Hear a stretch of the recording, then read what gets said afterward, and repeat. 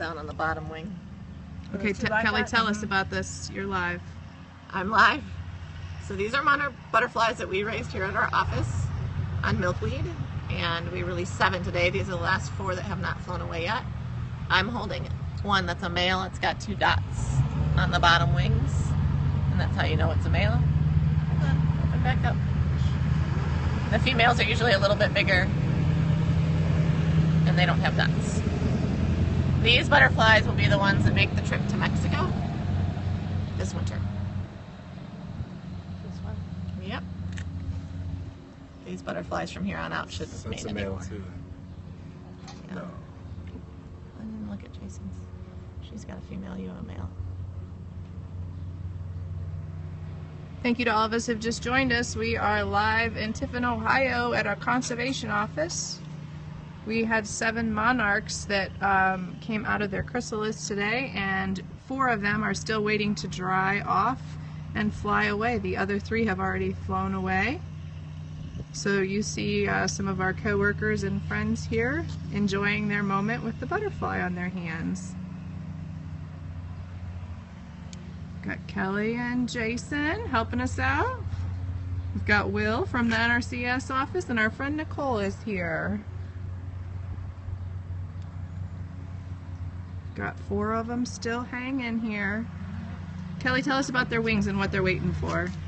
So their wings, when they first come out of the chrysalis, they're all crumpled up and they're very wet. And right now they're flapping their wings. They're waiting to dry and also warm up. It's not too terribly warm today.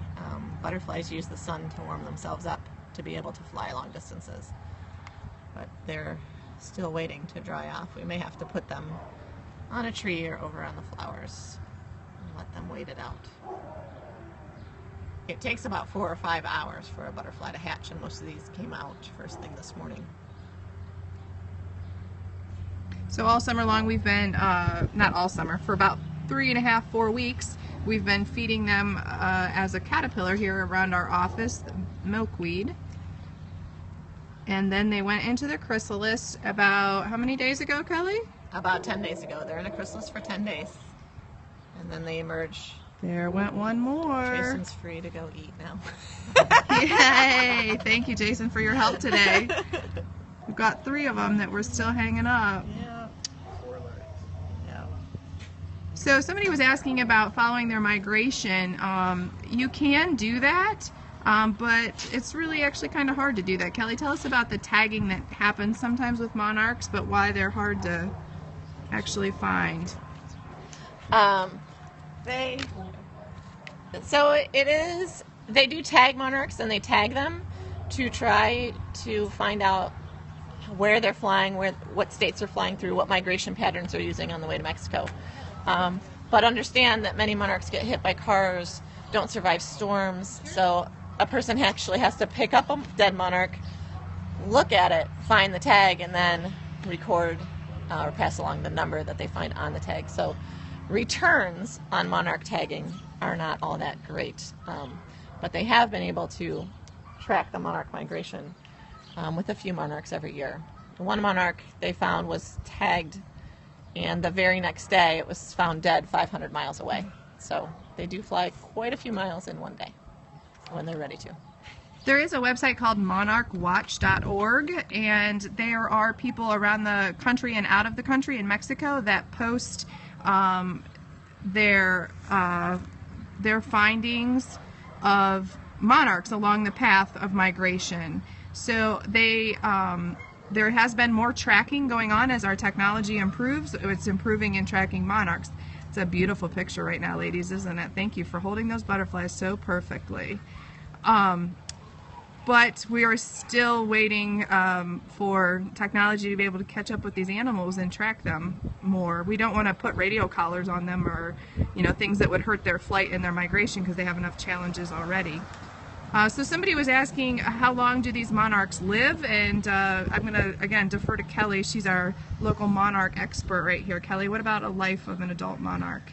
So a monarch that's hatched out in late August, September, will actually make the trip to Mexico, survive the winter in Mexico, in the mountains of Mexico. They huddle together very tightly there to basically hibernate for the winter. That's how they stay warm. The temperatures get down to just above freezing where they are for the winter, and that's how they stay together to keep the warmth.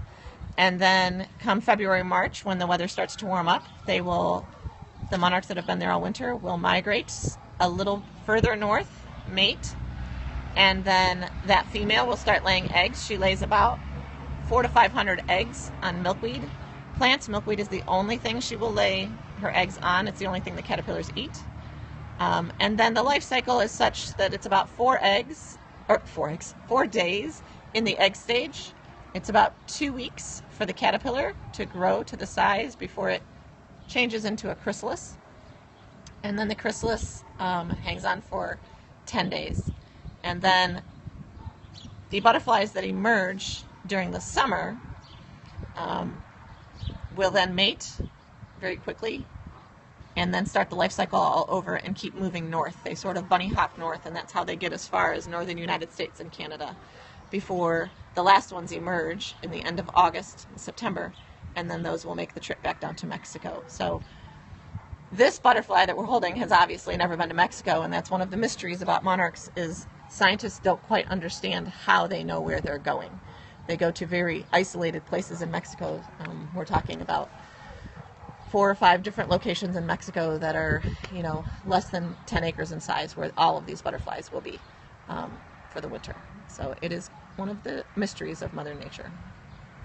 Cool. So these guys probably are not going to fly away. They're going to need some more sunlight and drying time. So I just want to walk up and show you the little area that we've been raising them in, so you know where they came from, and then you all can look up in Mexico where they're going. So hang out with me while I walk over here. This is the indoor monarch facility that Kelly had created, and you can see inside there's milkweed, and the milkweed is what the caterpillars eat. She changes it every other day or so. I don't know that my video skills are well enough for you to be able to see the caterpillars in here, but I'm going to zoom in and try. Thank you all for joining us today. We're going to turn back to taking care of these monarchs. Seneca Conservation District at conservesenecacounty.com. Thanks.